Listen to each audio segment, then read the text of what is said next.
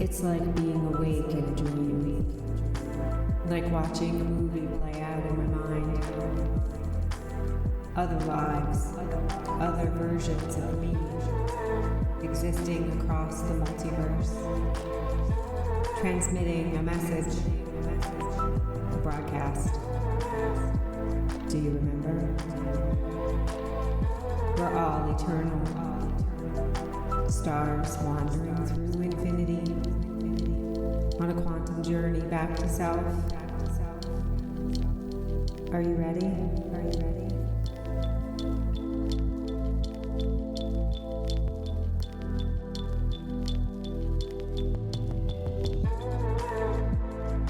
You are listening to Wandering Star Podcast. This is episode 4, Gold-Plated Lies. If you are joining us for the first time, we're glad that you found us and thank you for being here. It is important to note that each episode certainly stands alone as a wonderfully profound story. However, if you would like to have a deeper experience, we invite you to listen to this podcast in order and allow yourself to join in the mystery as we follow the evolution of a single human being's soul to uncover the power and beauty that lies within each of us. Again, thank you for joining us. Enjoy.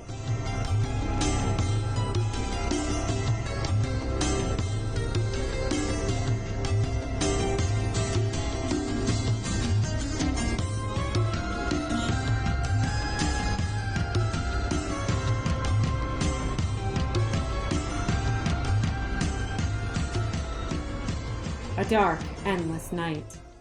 Stars blinking ever so slightly. Souls traveling across the great beyond. Hovering and drifting, I float here, below the stars, the in-between, the transient passage through realms. Below, I see my old body, lying peacefully in death, surrounded by family. I know they will be okay. My son, the warrior, holds the light. I feel no attachment here, no reason to stay any longer. It's time to go home. I'm drawn to the stars. Effortlessly soaring over dark waters, the magnetic pull raises me higher. From up here, I see a layer of gray smoke covering the earth, twisting and swirling, thicker, more dense in some spots, thinner in others. The parasite feeding off its host, gaining strength, expanding its reach. I rise higher. Up in the cosmos, a familiar space. The grid appears, glowing, buzzing, electric. Shooting stars move across the soul's highway. Everyone I've ever known is here. A piece of each soul, always here, always at home. I rest here in tranquility until I feel the magnetic pull again. A spark ignited, tingling, exciting. The pull carries me across the glowing grid until it releases, and I drop down. Falling, floating, I see blue, radiant blue. It's water, sapphire blue sparkling water. It's moving gently, a wide river flowing gracefully. I'm standing in it. The currents glide lightly over my feet. My feet are large, masculine, very tan. I reach down and scoop some water in my hands, splash it on my face. It's fresh, warm, and cleansing. I look down and see my reflection. I'm a younger man, in my 20s, wearing a long white robe. The fabric is light and airy. A rope is knotted around my waist. I have long dark hair knotted on top of my head, a white turban wrapped around it, a long dark beard, soft dark brown eyes. The air is very hot and dry. Standing in the clear warm water, soft sand between my toes, I turn to look behind me. In the distance, 3 large pyramids rise from the flat desert. They're mystical, magnetic. Walking out of the water, I realize I'm not alone. An old, frail man holds on to my arm. His footing is unsteady. We walk slowly towards a marketplace near the pyramids. I'm walking him home. The villagers gather around when we arrive. Grateful and kind, they want me to stay here, to sit with them and chat. I want to stay, but I know I must go home. I stand and turn towards the pyramids, 3 of them, almost equal in size, arranged in a V shape, a triangle. I'm instantly struck with the feeling of gold, opulence, lavishness. I see gold jewelry, gemstones, diamonds, piles of gold bricks, significant wealth. Looking at myself, feeling myself in this body, I don't feel wealthy, but I know I live in it. I'm surrounded by it. I feel it. It feels fake. Walking towards one of the pyramids, I know this is my home. It's looming in front of me, captivating, yet ominous. I go inside. I'm greeted by my angry father, towering over me. A long black and gold robe covers his large belly. A black turban is wrapped around his dark hair. His beard is black and bushy. His eyes are like obsidian, furious, cunning. He holds an ornate gold staff in his left hand. He's yelling. His loud, booming voice echoes off the gilded walls of the pyramid. He raises his gold staff, his fist clenched over it tightly, then slams it into the floor in a fit of rage. He can't fathom why I would rather be with the poor villagers than stay in here with him, with his wealthy friends, with the beautiful women he surrounds himself with. I'm his only son, and I'm an embarrassment, wearing shabby clothes, mingling with the poor people, unmarried, uninterested in his riches. I've humiliated him again. He's outraged. I'm indifferent. His wealth is of no concern to me. He turns and stomps over to a throne, heaves himself down in exasperation. He yells for a servant to bring more wine, yells to a beautiful woman to sit on his lap, yells at me to get out of his sight. Walking away, I take in the opulence. I remember where it came from. He's a thief. He's ruthless, savage. He pillaged, he stole, and he killed to acquire this wealth. I feel it dripping from the walls, the blood of the slain, the deceit, the insatiable desire for more. It drips, drowning everyone who lives in here in disgrace. It's because of him my mother is dead. Brutal revenge from a man he once stole from. I hear him yelling again. I hear the nervous footsteps and whispers of the servants. I can feel them cowering in fear. I retreat to my room, the only space I feel comfortable in. It's mostly bare in here. A worn red rug lays on the ground, a modest wooden bed pushed against the back wall. Unlike the rest of the pyramid, my room feels pure, authentic. I sit on the bed and try to tune out the fury raging from my father. Suddenly, an instant knowing, there's something behind the wall, a secret, a forbidden space. Behind my bed in the far corner of the room are some loose clay bricks. I found this a long time ago, my secret, kept hidden, even from my father. Nobody knows I found it. I quietly move the loose bricks and crawl inside, then move the bricks back into place, concealing the secret. It's a tight space. I can barely sit upright. I light a candle. A soft glow lights up the tiny room. The walls in here are covered in drawings, messages from a civilization long ago, messages that are covered up, masked by the gilded sheath, kept secret for centuries. I hold the candle up, illuminating the wall in front of me. A drawing of a sun. This one is much bigger than the rest of the pictures. The source of all life force energy, powerful, vital, a symbol of creation. Another drawing, a fire, flame stretching upward, people dancing around it, celebrating eternal life, connecting to the internal spark of the divine. Next to the fire, zigzag lines, lightning bolts.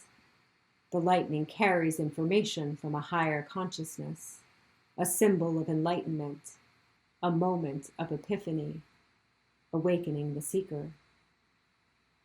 All symbols of energy, the universal creative power. There's something very special about the people that drew these. They knew something we don't, an ancient wisdom that's been lost over time. I run my hands lightly over the drawings, absorbing the information, absorbing their power. The whole pyramid used to be covered in drawings. It still is, but they've all been buried beneath gold-plated lies, kept hidden by someone powerful that didn't want other people to understand this knowledge. I found this secret when I was young. After my mother was killed and escaped from my father, I would hide in here. I didn't fully understand the messages, but I knew they held great wisdom, and I knew my dad must never know I found it. In the corner of this space is the opening of a tunnel. I inch forward on my belly and crawl into it. The tunnel curves down, bending beneath the pyramid. It connects to the other two pyramids. It's dark and narrow. I crawl quietly, slowly, the candlelight guiding my way. The tunnel comes up into another secret room in the second pyramid. Just as small as the space in the other one, I crawl in and sit cross-legged on the dusty floor. There's drawings in here as well. There's a body wrapped up like a mummy, a line of people walking, carrying the dead body on a stretcher. A procession.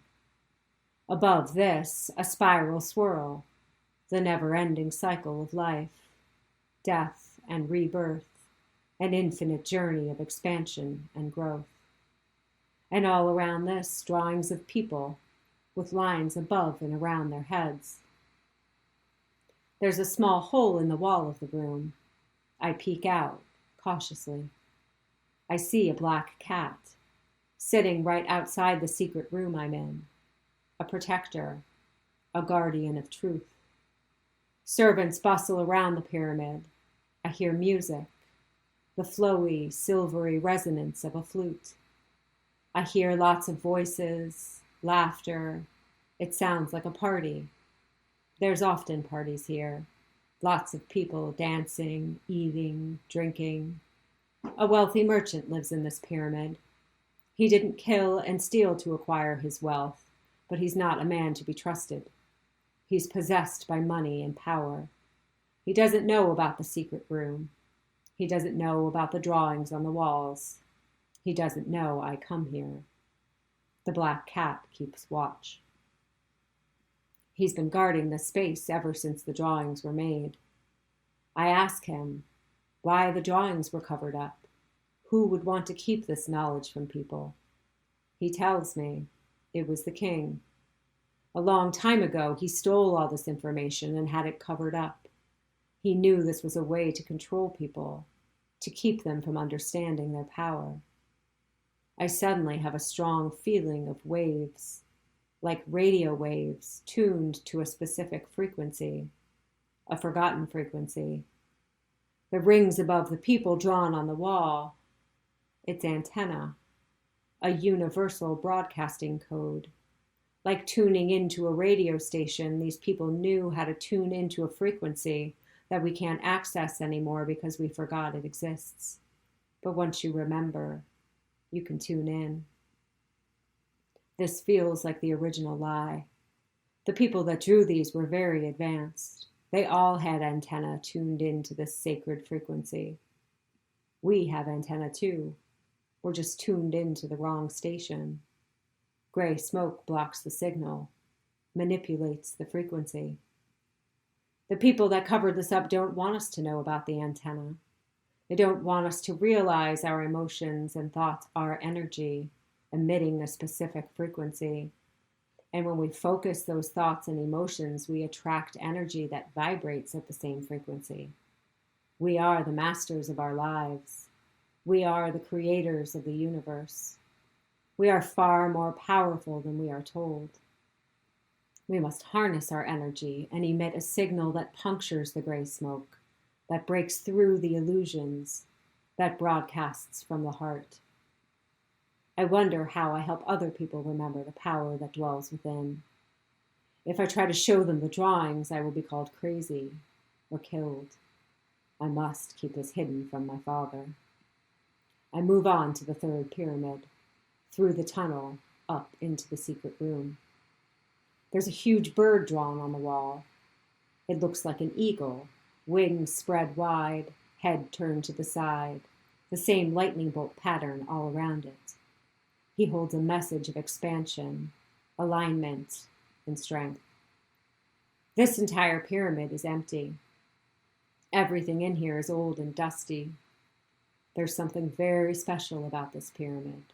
It holds a lot of energy. The vibration is elevated. I feel my body buzzing just being in here, humming like a tuning fork, a tingling excitement. Something happened to the people that used to live in here a long time ago. They were taken by the king and killed. They understood the power of this pyramid. They understood how to use the vibrations in here to remember their power, to heal themselves, mind, body, and spirit, and access higher levels of consciousness. They were excited about it and started to share it with other people. First, they were called crazy. Then they were captured by the king and he killed them all. The king tried living in here, but he couldn't. He can't even be in here physically. The vibration of the pyramid is so powerful and pure, his darkness can't survive in here. His vibration is too low, his shadow too powerful. So he covered all of the drawings, in all three of them. He keeps this pyramid empty because of the great power it holds. The wealthy merchant and my dad are so blinded by riches they would never discover the hidden knowledge and power written on the walls of their homes. The king knows this. The king harnesses the gray smoke. I harness the energy of the special pyramid. I bring them in at night. I begin sneaking people in through the tunnels into the empty pyramid. If they are ill or suffering, I bring them in here to help them heal, to help them remember, to help them tune into the sacred frequency. Remind them the sacred frequency is love, pure and simple and more powerful than any force in the universe. Then someone I bring into the pyramid tells my dad what I've been doing. I return home through the tunnel. He's waiting for me in my room. Obsidian eyes affirm the rage boiling up inside of him. He can't control his fury, his jealousy. He's the brother of the king. He can't access the special pyramid either. He can't understand the truth that's been hiding in plain sight. Just like the king, the gray smoke took over his body, his mind, lowered his vibration, kept him stuck in jealousy, anger, greed. I'm not afraid of him. He has no power over me. The black cat sits in the corner. I harness the energy of all three of the pyramids. My focus is sharp, acutely heightened. The energy inside me builds with intensity. I let it grow until it's greater than me.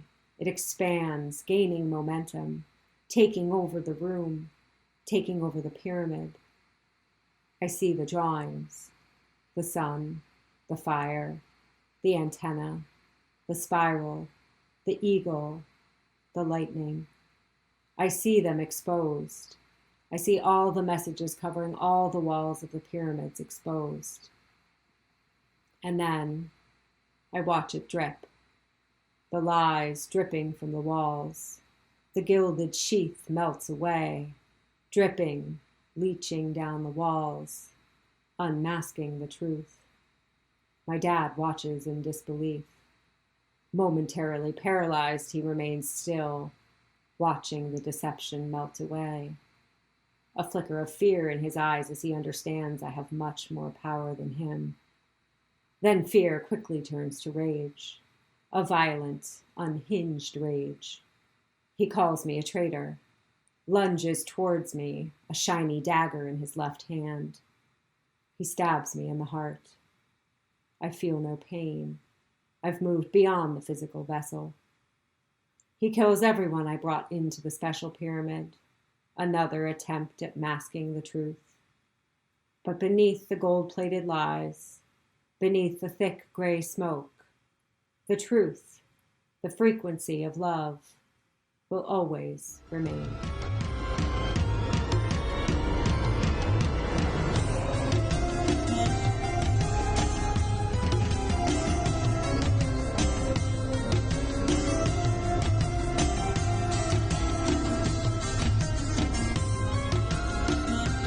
And we're back again. I am Keysha, the facilitator and guide. I'm joined by my co-host Hillary. She is the writer, the narrator, and the experiencer of these stories that you're listening to. Hi, everyone. Happy to be back here again. And here we are in Egypt, right? It's funny, like, before I stopped this at a certain point, but I remember, like, for the first 4, 5, 6, maybe, I don't remember how many, I would try to, at first I would, like, try to predict where I'd go, and I'd be like, no, don't think about it. You don't want to, like, have an impression on where you're going, right? Yeah. But Egypt, this one was really cool. It was a cool moment when I realized where I was, because I had no idea at first. When I came in, it was water again, but it was a large body of water, but it was really clear that it wasn't the ocean. And I'm like looking out across the water, like, okay, again, but I think I realized quickly, like, I was a dude again, a man, looking down at my feet. I was like, they're huge. Yeah. I remember saying that my feet are really big. And and I had this like white kind of flowy robe type thing on. And then I turn around and I see these 3 big pyramids right there. So it was pretty clear to me at that point where I was. It's like, oh shit, there's pyramids. And then I started like walking out of the water and realized that I actually had an old man with me that I was, I guess, like guiding back to his home. It seemed to me like this was a situation where there was some sort of like maybe like a marketplace or, you know, like a small kind of a town square situation. And that's where it was like the commoners lived, right? The poor people. And so I walk this old man back there. And like when I'm there, the people that lived in that area obviously wanted me to stay and hang out with them. Like they obviously liked me and I enjoyed them. And I remember feeling like I truly wanted to stay. Like I would much rather have hung out with those people than go back to my home and hang out with my father. And so, but I like knew that I couldn't and I had to go. And I had this feeling then of looking at this one pyramid and just being like, ooh, I think that's my home. Like, I think I live there. And, yeah, when I got over there and went inside, I'm greeted by this like fiery, rageful man, my father, this like big portly man screaming at me. And he's pissed at me again because I was off hanging out with like the poor people and I'm constantly embarrassing him because he wanted me to be chilling with his like wealthy friends. And, you know, here I am, like I want nothing to do with what he's got going on. Right. I'd much rather be hanging out with the poor people. It was like some serious Jesus vibes there in the beginning. Yeah. I honestly remember this weird moment of being like looking at my body and like I had this like, you know, my hair and stuff and I was like, am I Jesus? From atheist to Jesus himself. To Jesus. I mean, who knows? But no, definitely not Jesus. Definitely not. But there was a fleeting thought at one point where I was like, could I be Jesus? No, so this pyramid was quite interesting, right? So first of all, the fact that I lived in a pyramid was interesting to me, because I'm not saying like this is absolutely verbatim truth that I lived in a pyramid, but this is the way this showed up. But I remember thinking like, I didn't know people lived in pyramids, right? But in this story, they did. We did. And so the one that I lived in was like, the walls were covered in this like gold plating, right? So like what would have been the clay or stone walls had been covered in this weird gold, like gilded finishing over it, and everything about the place just like, there's just like the feeling of gold. Like before I even stepped foot in there and I looked at the pyramid, I was like, I feel gold. Yeah. I feel this like ridiculous wealth. And it didn't feel cool. Like it wasn't this feeling of like, oh, sweet, I'm loaded. It was like, I felt icky about it, you know? Yeah. And then I come face to face with my dad and realized pretty quickly, like I had this understanding, this download of information once I was in the pyramid of how he acquired all that wealth. And it wasn't because of years of hard work and entrepreneurship. I mean, I guess you could call it that. Pillaging and murder. Right. But entrepreneurship in its own right, I suppose. But yeah, no, it was like I knew that he, not me, he had robbed and killed and done all this horrible shit in order to get wealthy. And in the middle of all of that, my mom was murdered because he had stolen from somebody that then wanted revenge. And so they killed my mom. So it was pretty clear to me that I couldn't really stand my dad. I don't know why, for whatever reason, I still live there with him. But then I go into my room, and that felt like a space that wasn't really covered in gold and filled with all kinds of like the rest of the pyramid, there was like women and servants and stuff. And my room just kind of felt like this plain, empty space. And then I was sitting in there, and again, it was like another one of those cool magnetic pull type moments where I just knew like there's a secret behind the wall. I think that's what I said to you the first time I said something. I was like, there's a secret in there. And you're like, a secret? Like, what kind of secret? There's something behind the wall. And so I went in and like figured out there was like some kind of loose bricks or whatever they were. I don't know. Moved a few aside, and then I like crawl into this little space, and it was like barely tall enough for like I was sitting in there kind of like on, with my knees kind of pushed up against my chest, looking around. So it was really not a big space at all. Just a space enough for me to sit in there. And you're like, what's in there? And I looking around, and I was like, there's stuff written all over the walls. There's drawings and pictures and stuff. And this was a really cool moment during the session where Keysha had a really good idea. And you're like, do you think if I give you pen and paper, you can draw them for me? And I was like, well, I can't draw like to save my life. I'm terrible. Like nobody ever wants to play Pictionary with me and be on my team because it's that bad. Like, even the stick figures are like disformed. Or whatever. You did a pretty good job with these. Well, that's the thing. It was like surprisingly good. Yeah. Yeah, I was pretty shocked because I thought it was just going to be like a jumbled up mess of stuff that you couldn't really see because I did it with my eyes closed. Right. And somehow they all, because I drew them of all three of the rooms I was in, and all of them, you can clearly see what they are. Absolutely, yeah. It's not like drawn on top of each other or whatever. So that was really cool and helpful for us to have the drawings as we've gotten later in these. We've been able to go back and look Absolutely, at them. Yeah. There was a moment. Yeah, so this one... There was... Go ahead, There was that little moment where the pen wasn't working, and I remember I had to grab another pen for you.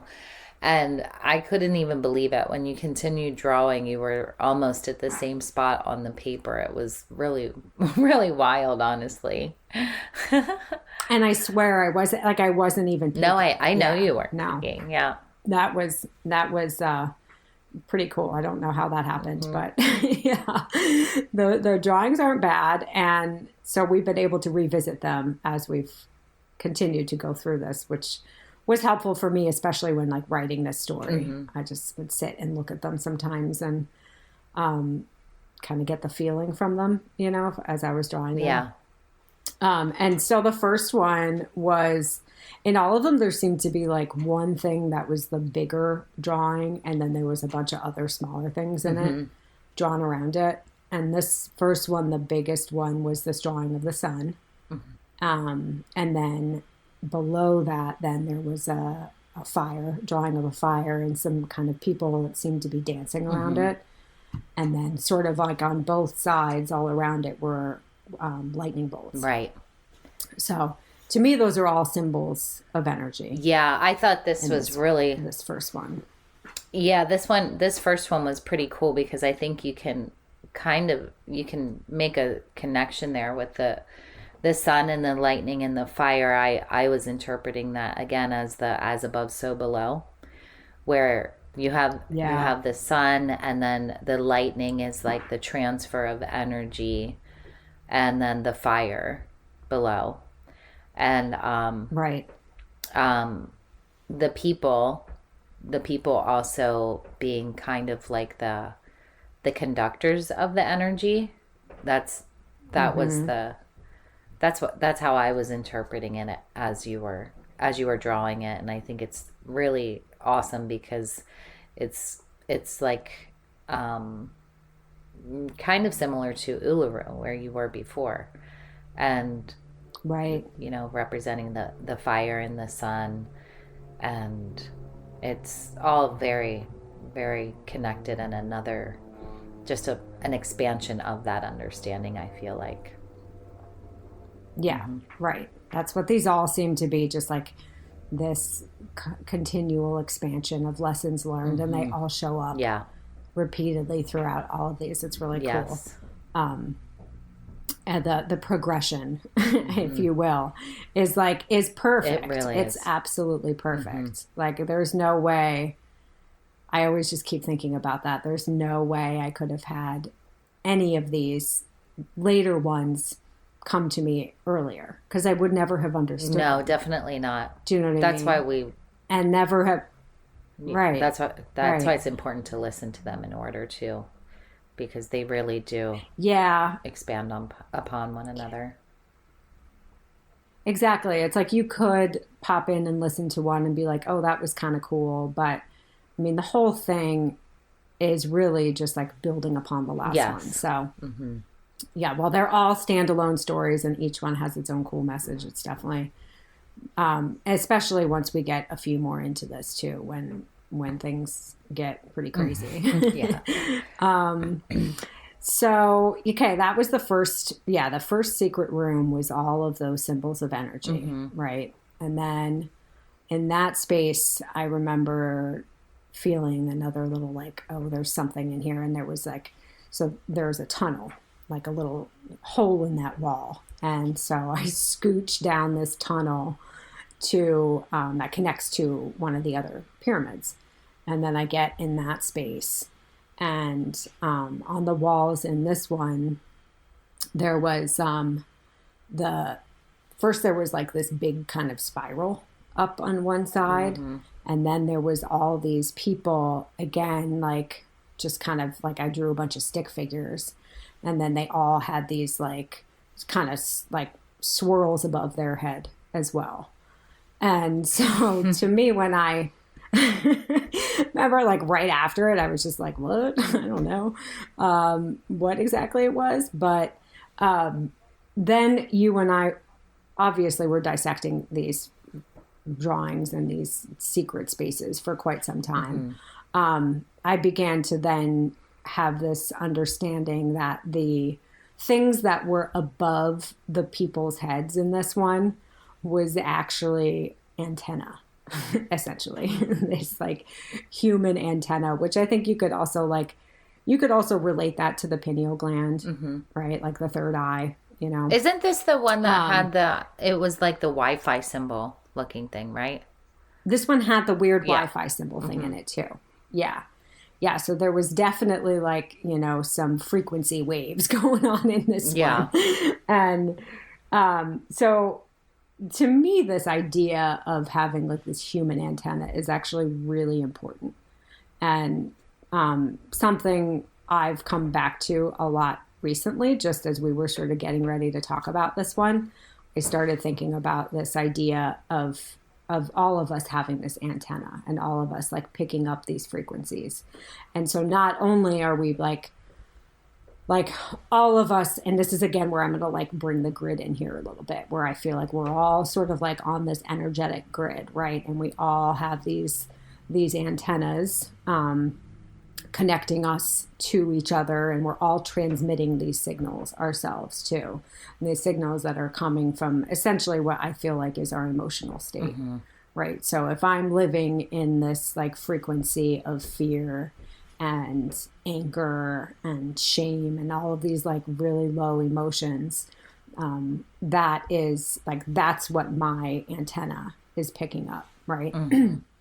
So then I'm basically on riding this wavelength then of fear, right? Of anger, of all of these low vibe feelings. And that's, again, like we've discussed this before, then that's what's being reflected in my life.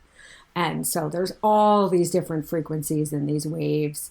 Like at any time you can like choose to essentially tune your antenna, change like it's like changing the dial on the radio station, right? Like first I'm tuned in and it's like I picture it sometimes being like this awful death metal, right? Like that's to me, and no, not knocking anybody that likes death metal, but that's like the worst of the worst for me. I can't stand that shit. So like if I'm feeling all this like negative, nasty shit, right? That's the station I'm going to pick up on, is this like awful death metal.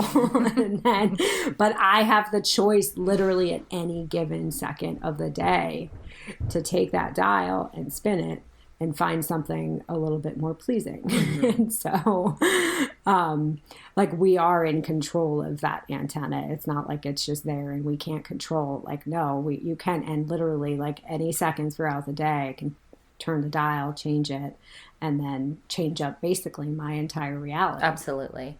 And one cool thing I just wanted to say about this, like the antenna thing recently, because this is something I've been thinking about for some reason a lot when I'm meditating. It's like I picture all these different waves, you know, and these frequencies going along, and I'll be like, okay, you know, I want to hop on the frequency of like, you know, just creativity and expression, right?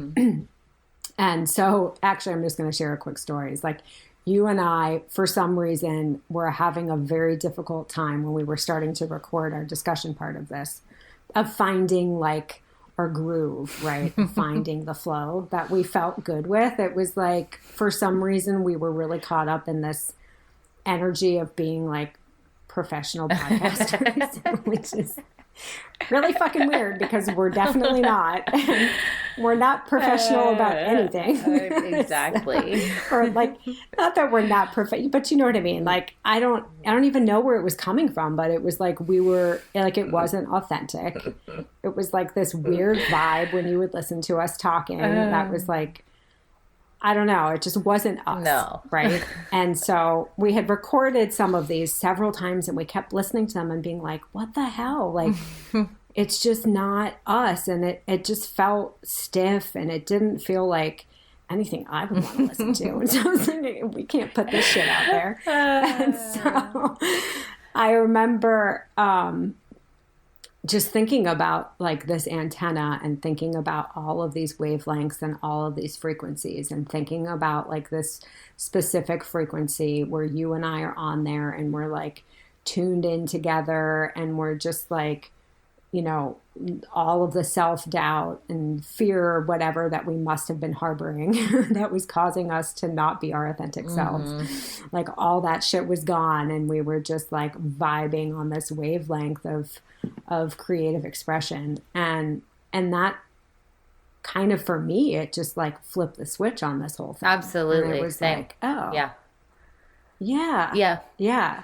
So I actually use that a lot. I think it's a cool thing to like think about sometimes, especially in the creative process for me. It's been really helpful to like picture all of these like, you know, these frequencies that people have tuned into throughout history that are, you know, these like absolute geniuses. Like they have to be tapping into something. And if they're tapping into it, like so can we. Absolutely. I mean, we're obviously tapping into some crazy shit during the sessions, wouldn't you say? Of course, yes. And I think we should share a little like the first time that we ever actually hung out together as friends. We went on a hike, and now like a 9-mile hike. So we were in nature, and our very first time ever truly hanging out. And I was sharing with you this wild stuff. This was in 2018. I was talking to you about these crazy experiences that I was having that involved Tesla, who I never knew who this man was. I mean, I knew very little about him. I knew that, you know, there were these cars named after him and that he had something to do with the AC/DC current of electricity. But I had all of this information coming through that was very much Tesla related. And I was sharing all of this stuff with you. And you were then sharing with me this book that you wanted to write about your life and growing up. And I remember thinking, oh, wow, I would never be able to write like that. Like just the way you were telling me this story was so incredible to me. And later we had talked about how when I was sharing this crazy shit with Tesla with you, you were thinking, oh, that would never happen to me, you know? And so in the moment of it, we didn't realize it. But when I think about this antenna going out there and like I go back to that first hike that we were on together, it's almost like I can see it as we're on that hike, like this energy and this thing putting this energy out there that if you would have told me at that time that we would be doing this together, never, ever, ever would I have imagined that. But now looking back, it makes absolute perfect sense when I think about this, right? How this antenna thing works.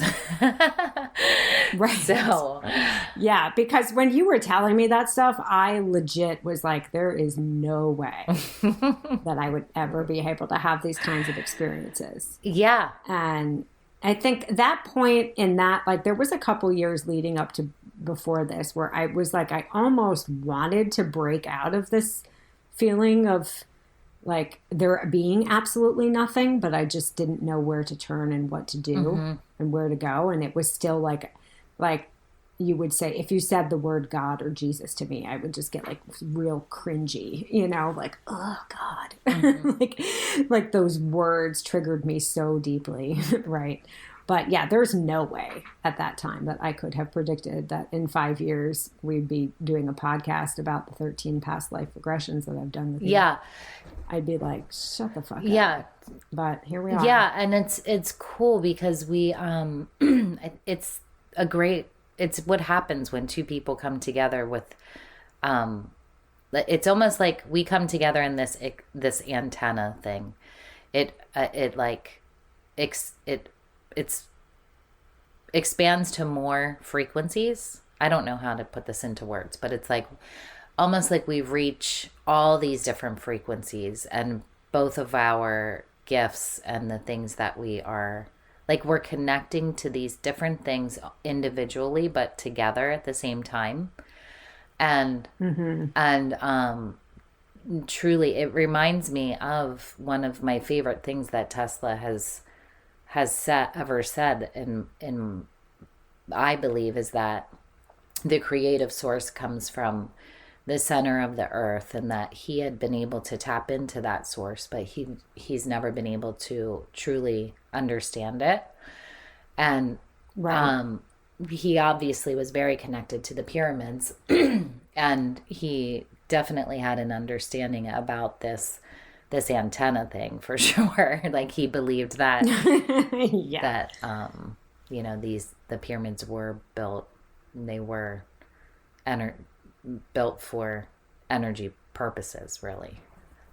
We won't get into all of that here, but it is very fascinating stuff, because this was one of the, I think this was probably the one where I was like, okay, this is a lot of information that is way beyond just, this is stuff that has to be shared. This is information that needs to be shared. In this one, I really knew that for sure. Yeah. Yeah. There, I mean, I love all of them for so many different reasons. This one was really cool. It was like, I don't know. I still kind of like transport myself back into like creeping around these tunnels of these pyramids. It was like, it's like super cool, like almost like Indiana Jones style shit, you know? But the only other thing I just want to add about the antenna is I want to bring that gray smoke back real quick. And I feel like that's like a disruptor to our antennas, that like blocks out the signals that we put out, that we receive, as like, if you're like, again, if if you're living in this low state and you're not you're living on that wavelength of fear and anger and all of those things, like, to me that means like you're living in that state that I talked about, where I was just completely consumed by the gray smoke, right? Like super cozied up in that blanket. And so my antenna was only picking up like shitty wavelengths, um so I feel like we should just take note of, so this one was like that first pyramid I lived in, and then this pyramid there was another family that lived in there, and the dude wasn't like a murderer like my dad, but he certainly was not a man to be trusted.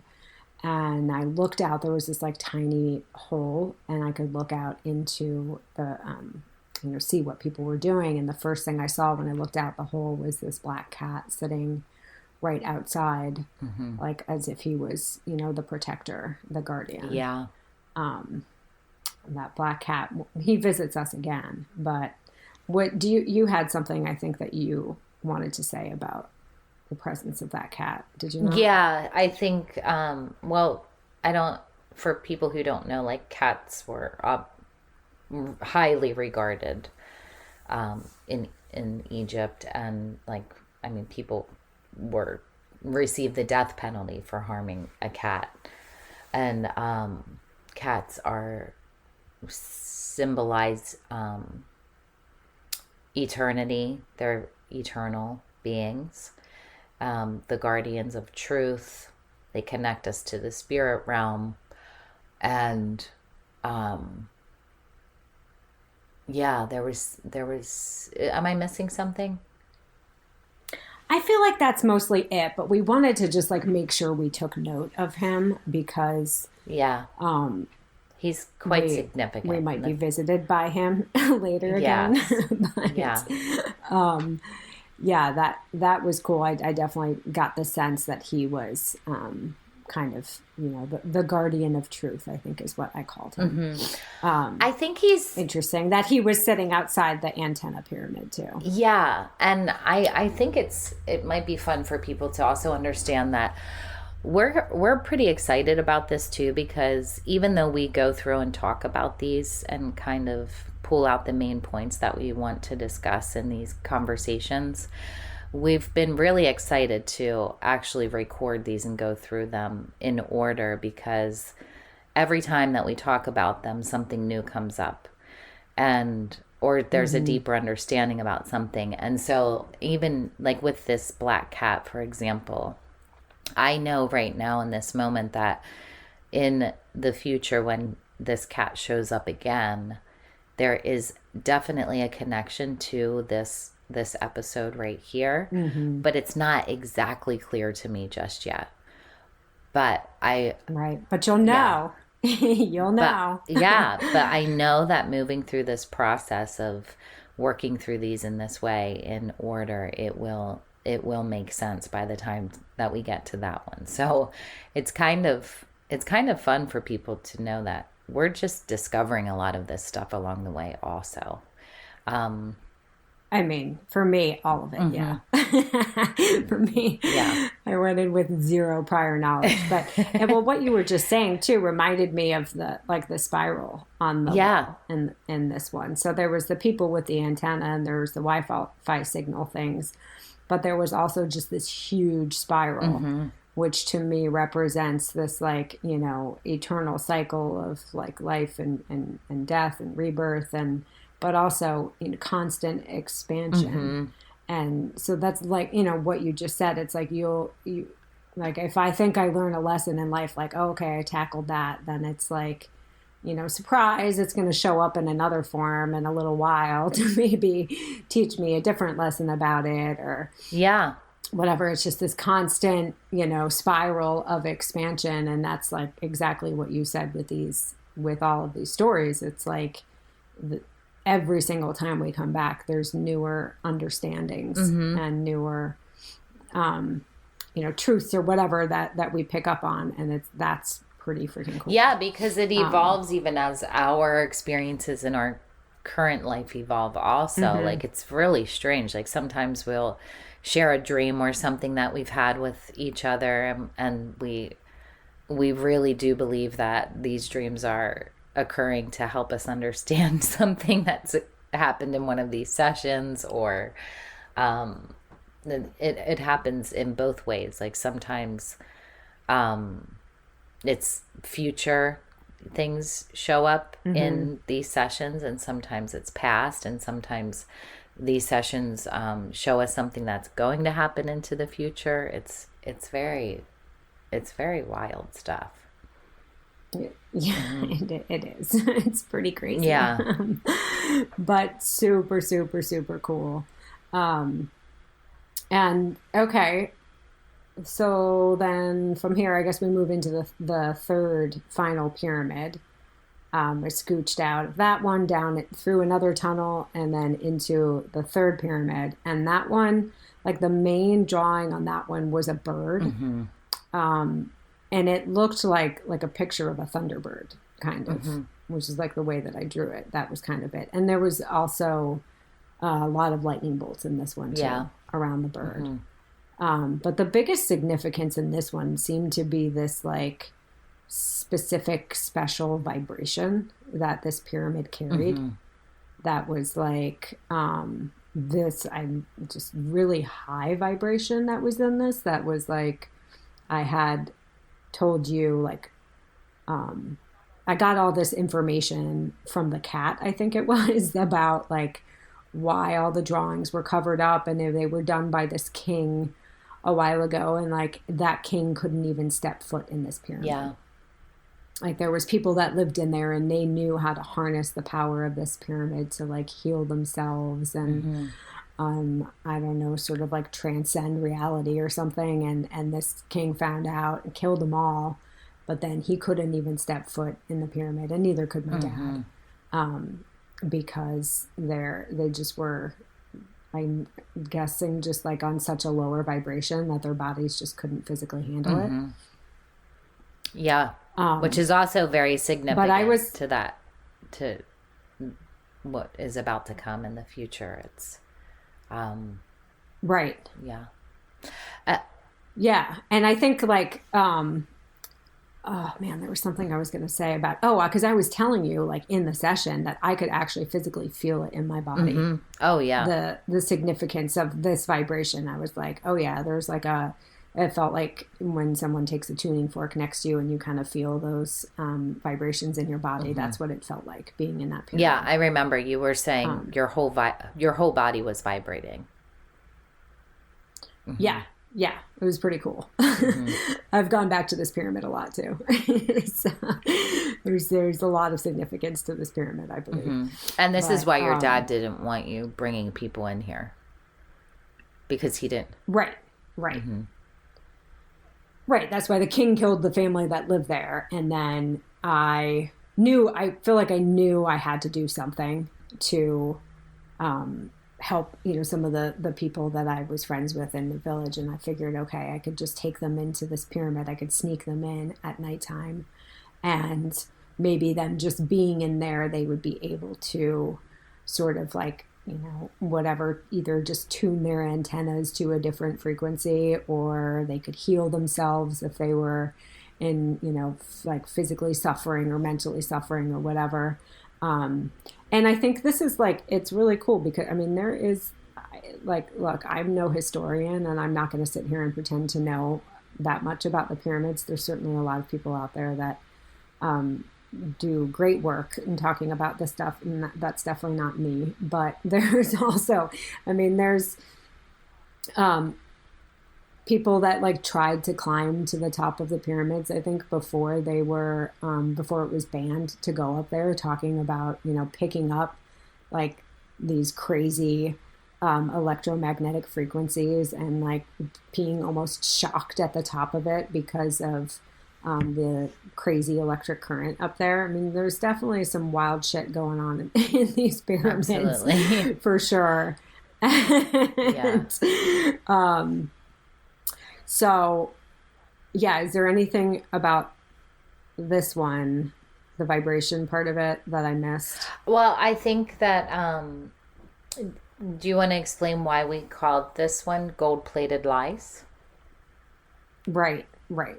So, yeah, to me, this was like, there's all this truth written all over these walls, right? There's this truth of like, to me, these things all represent like, and I think it's fair to say that the people that built the pyramids were people that were of a much higher civilization than we are now.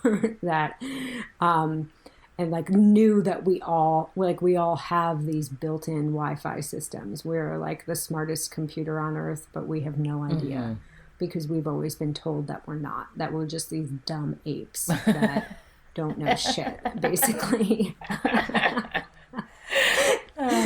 But I don't believe that shit's true. Like, I believe that we are these super powerful people that are all coming, all these fragments of the source of all creation, right? So if that's the case, then we got to be pretty damn powerful.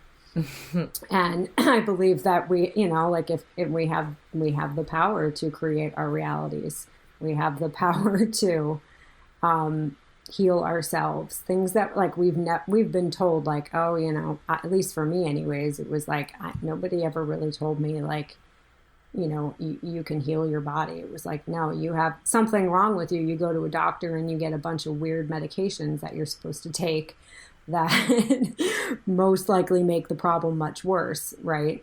Like, imagine if you're in school and people tell you how to like, heal yourself from shit. I don't know. Like that was never a part of my world when I was a kid. And I'm not like knocking my parents or anybody. Nobody told them that shit either. But, the placebo effect is something I think everybody can agree on, right? Mm-hmm. I'm getting way off topic here. I'm sorry. Well, no, I don't think it is I don't think it is off topic. It is the power of belief, and this is just another example of that, because it is very much related to all of this. Yeah. I think to me it was just like these truths that I have come to discover along this journey about myself and about who I believe we all are and why we're here and what the nature of quote unquote reality is, right? To like is completely different from what I was told and taught my entire life. And so when I think about this, I think about like all of these truths that were on these walls that are covered up by all this gold, right? So like all these lies being, covering up the truth that's literally staring us in the face. And I think that that's a pretty good representation of the world that we live in today, where it's like it's hard. You're like navigating a sea of lies at all times, and it's like you need a lot of discernment to get through this shit and figure out what's real and what's not. And I don't claim to know anything really, just moving through this. But I don't know. When I was writing this one, I was just really feeling like. You have this truth that's written on these like dusty clay walls, right? And then somebody, whatever, this king doesn't want people to know about it, so he covers it up with all this shiny, fancy gold, right? It's like it distracts people, all this wealth dripping from the walls, but it's all a bunch of lies. Yeah, it's so funny because in this moment where you were realizing that these drawings were all over these pyramids on the inside, and so my interpretation of it as it was happening was that they weren't the drawings weren't actually covered up, that it was energetically not it appeared to be like gold on the walls because of creating a distraction. That was like representative of the distraction because of the fear, the deep fear that had been implanted, or whatever you want to call it, into everyone, so that this man could stay in control of everybody and everything. And so it was to me, the gold was representing the energy of him distracting people so that they couldn't see what was actually there in front of them. Is that accurate, or is that it? Yeah, no, it's not something I thought of at the time, but that's like the similar understanding that I have had. Since we've gone through this since then. Yeah, and it's and again. Yeah, it's because when you were describing how the gold was like dripping from the walls, it was like a very energetic thing that I like, how I was viewing it in my mind, how I was seeing it was like, wow, like this is the veil is being lifted from you, and you're seeing this truth and this reality that they weren't even, it was the fear that was keeping everything covered, like you said. And I think also we don't know exactly what this is either, but we for sure know that there is a huge significance to gold. And I think a lot of people know that. I know that a lot of people understand that there is something more to gold than we realize. That obviously gold is a conductor. It's used in all kinds of technology and all of these devices and things that we have, and it is, but there's more to it than that, and we know that also. It's kind of like the cat in a sense. It's like we know there's something else that we are even curious to see if something more makes sense, because as far as the gold goes, because it shows up a lot. It shows up a lot there. Yeah. A lot. That's something we picked up on a couple after this. We were like, wait, there's a lot of gold, and it comes through a lot towards the end again too. So that's something, I mean, it's like, we could be listening to these in a couple years from now and be like, oh shit, it finally came to me. Yeah. Who knows? So if anybody has anything to share with that, again, we really would appreciate feedback, comments, or questions, or anything like that, because gold, I'm thinking about it even more now. Like, obviously it's used in our communication devices and all of these things. And so in our communication devices, and then thinking about it in these pyramids and how it was kind of used to distract. I feel it. I feel that's exactly. It was a distraction, like a dazzling. Right. Yeah, which is kind of the opposite of how I normally think of it. It's like you think of it as this like flashy thing that gets your attention, and which it was, but it's in that way used as a distraction, which is very interesting. Right. Right. Yeah. Yeah.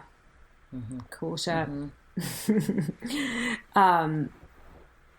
Yes, and so again, I think maybe just I'll briefly talk about the end of this one, because I think this has a lot to do with what you were talking about with the power of belief. Was like, so my dad catches me sneaking these people in, and then of course kills everybody and kills me, and doesn't seem to have any kind of remorse. And after I die, I remain in this space, and I remember like looking around, and I'm watching him, and he's just kind of like storming around, like he's just pissed. He doesn't care that he just killed his kid or whatever. And there's the black cat sitting in the corner, observing, watching, and then I just start to make this. Oh no, sorry, I jumbled this up a little bit. This happened before I died, not after I died. So before I died, I think I started making all of the gold drip from the walls, and he's watching this, just like having this understanding, right? That like, oh shit, like you're more powerful than me, right? And yeah, there was that like wild look of panic and fear in his eyes, and. But I didn't obviously do anything to hurt him, and then he had basically no choice left in his mind but to kill his son. And yeah, that moment in like seeing this, and when I still like I can see it in my mind, and it's pretty freaking cool. Like all of this gold just dripping down the walls of this pyramid. Yeah, and his rage. He was so pissed. Oh yeah. Yeah. So pissed. So pissed.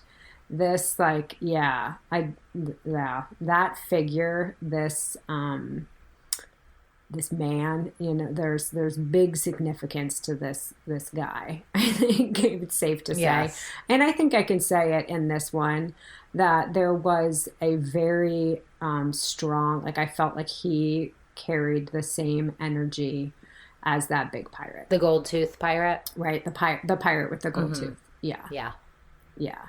And this energy comes back a lot. Yeah. There's a lot I have to learn from this energy. Yes.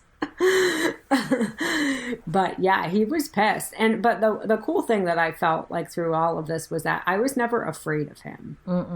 Like I knew very well that he would kill me if he found out what I was doing. And I just didn't give a shit. No, you didn't. And never acted out of fear of him. I just kind of just didn't really want to be around him and did my own thing. But that in that moment in the end, when he's watching me make all his lies, his gold lies drip off the walls, then he had that realization of like, oh shit, you're actually way more powerful than I thought. Yeah.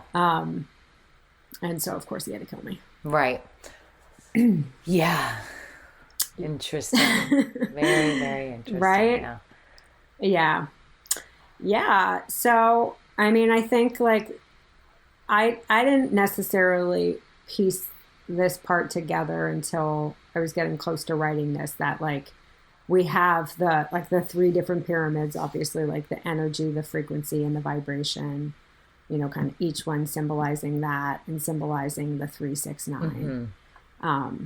So again, just like that spiral, like more layers when we go back to these and we keep like learning new lessons. So I also feel like if anybody's listening and they just like have a different interpretation of this, I mean, there is no single interpretation. Keysha and I always have different ideas of what we think is going on. So I'd also think it would be really cool if anybody has a completely different interpretation of this, to reach out and let us know, because I'm fascinated by how people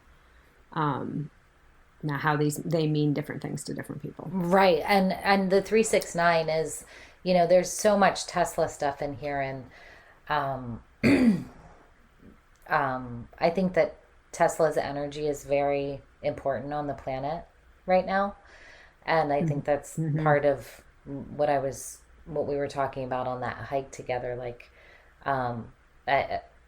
I do believe that Tesla is doing a lot of work right now on the planet to help us. And so the 369 and how that shows up in all of these mathematical equations that have to do with the pyramids, which is just too much for us to get into here. But definitely when Tesla said, if you understand the 369, you understand the laws of the universe, that is absolutely very much connected with the pyramids. And so, you can search that and the antenna for sure.